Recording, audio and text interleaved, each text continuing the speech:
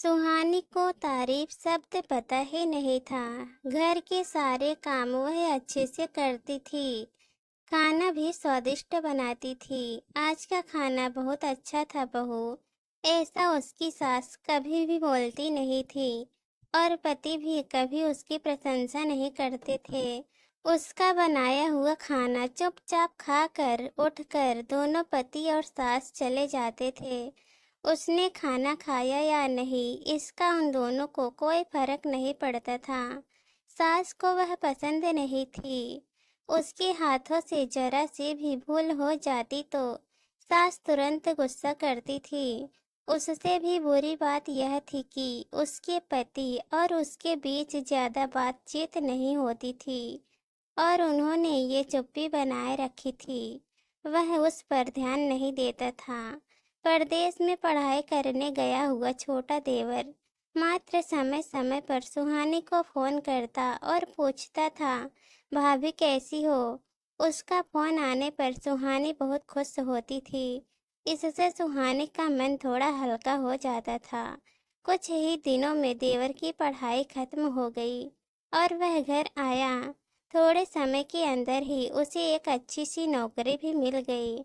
इससे सुहानी को बहुत खुशी हुई। नौकरी लग जाने के बाद उसकी सास अपने छोटे बेटे की शादी के लिए बातचीत करने लगी, पर देवर जी को एक भी लड़की पसंद नहीं आती थी। इसने ही उससे कहा होगा मना करने को। यह सोचकर सास सुहानी का ही दोष दे रही थी। सुहानी को चिंतित देखकर देवर ने अपनी माँ से कहा, मैं एक लड़की से बहुत प्यार करता हूँ, मैं उसी से शादी करूँगा। उसने जिद की कि देवर जी यह बात पहले बतानी चाहिए थी ना। सुहानी ने यह बात अपने पति से कही। इस बात पर उसने थोड़ी कीटपीट की, लेकिन लड़की देखकर वह भी तैयार हो गए। सवाल बचा सास का, अपने छोटे बेटे का मन कैसे दुखाएगी वह बाद में। उनकी भी हाँ हो गई। सुहानी को बहुत खुशी हुई। उसे लगा एक अच्छी सहेली आ जाएगी अब साथ देने के लिए, दिल के राज बताने के लिए। पर कैसी होगी छोटी देवरानी, बस जाएगी हमारे साथ और इस घर में, या वह एक अलग दुनिया बसाने पर जोर देगी। देवर जी को इस विचार से थोड़ा टेंशन में आ गई। सुहानी कुछ दिनों बाद सुहानी की छोटी देवरानी चौखट लांग कर घर में आई। देवरानी ने घर में आते ही सारे घर की जिम्मेदारी अपने हाथों में ले ली। अब सास ने अपनी छोटी बहू की ज्यादा ही तारीफ करना शुरू कर दिया। उसे माँ जैसा प्यार करने लगी। यह सब देखकर सुहानी की आंखों में आंसू आ जाते। वो सोचती, मैं भी तो यही काम करती थी, फिर मेरे साथ ये ऐसा बर्ताव क्यों। अब थोड़े दिनों बाद छोटी देवरानी पूरे घर पर राज करेगी और फिर मेरी जगह वहाँ पर कोने में होगी। अपने ही विचारों में खो गई। सुहानी के भाव समझने पर छोटी देवरानी सुहानी के हाथ अपने हाथ में लेकर बोली, दीदी मुझे सब पता है, मुझे अपनी छोटी बहन समझिए, देखना बहुत जल्दी सब ठीक हो जाएगा। छोटी देवरानी ने पूरे घर की जिम्मेदारी तो ले ली, लेकिन कामों में कुछ न कुछ बार बार भूल करती थी। फिर देवरानी सुहानी के पास जाती और मदद मांगती थी। ऐसा रोज ही होने लगा। यह सब देखकर सास गुस्सा हो गई। मेरे रहते हुए वह छोटी बहू बड़ी बहू को क्यों पूछती रहती है। फिर सास भी रसोई में आकर काम शुरू कर दी। धीरे धीरे वह छोटी बहू के साथ अनजाने में ही बड़ी बहू से भी प्यार से बर्ताव करने लगी, प्यार से बोलने लगी। नए दोनों सब काम सिखाने लगी, भूल समझ कर समझाने लगी। अब सास और दोनों बहुओं में अच्छी दोस्ती होने लगी। इस वजह से बड़ी बहू का स्वभाव भी अच्छा होने लगा। उसके स्वभाव में खुलापन आ गया। सास भी दोनों के साथ कभी शॉपिंग तो कभी फिल्म देखने जाने लगी। वो अपनी दोनों बहुओं को समान प्यार करने लगी। इस वजह से घर का माहौल हंसता खेलता हो गया।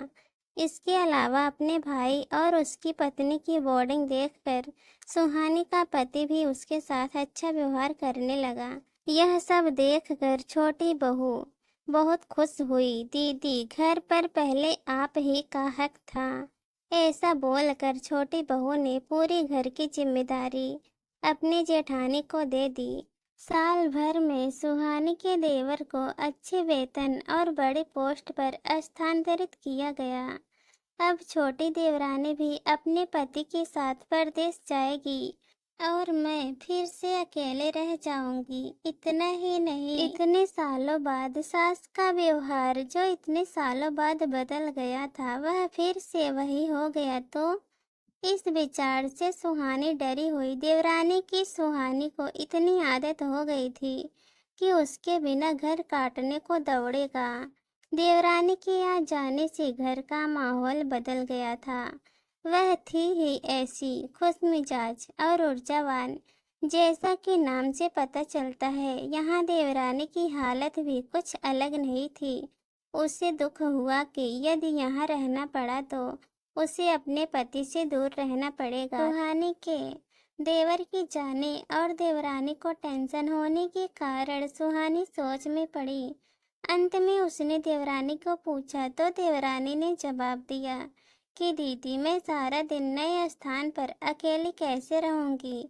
उससे अच्छा मैं यही हूँ। आपके देवर को बोला है शनिवार और रविवार की छुट्टियों में आप ही यहाँ आ जाया करे। मैं भी उनके साथ जाया करूँगी बीच बीच में थोड़ा बदलाव के लिए। उस पर वह बोलते हैं कि 5 महीनों में वापस यहाँ ही बदली कर लूँगा। मैं अपने पति की नकल करके देवरानी बोली और सुहानी भी हंसने लगी। अपनी आंखों से आंसू पोंछते हुए सुहानी बोली, छोटी, यह दिन वापस नहीं आने वाले। जाओ तुम अपने पति के साथ। उनके साथ भी तो कोई होना चाहिए ना। दीदी, आपने मुझे बड़ी बहन का प्यार दिया, वैसे ही भैया के रूप में एक बड़ा भाई मिला। यह भरा हुआ संसार छोड़कर मैं कैसे जाऊं? वहाँ अकेले क्या मन लगेगा? 5 महीने का तो सवाल है, वह आते रहेंगे यहाँ पर। यह सुनकर सुहानी ने अपनी देवरानी को खुश होकर गले लगाया। तभी देवरानी सुहानी को बोली, अपने पति के साथ एक अलग जीवन बनाने में समय नहीं लगता। अपनों में रहकर पति की प्रतीक्षा में ही आनंद है। दोस्तों, 2 अलग अलग घर से ससुराल आने वाली लड़कियां अपने नए घर के लिए सब कुछ करती हैं। पता ही नहीं चलता कि कब एक दूसरे की आदत हो जाती है। सच में देवरानी जेठानी का रिश्ता बहनों से कम नहीं होता।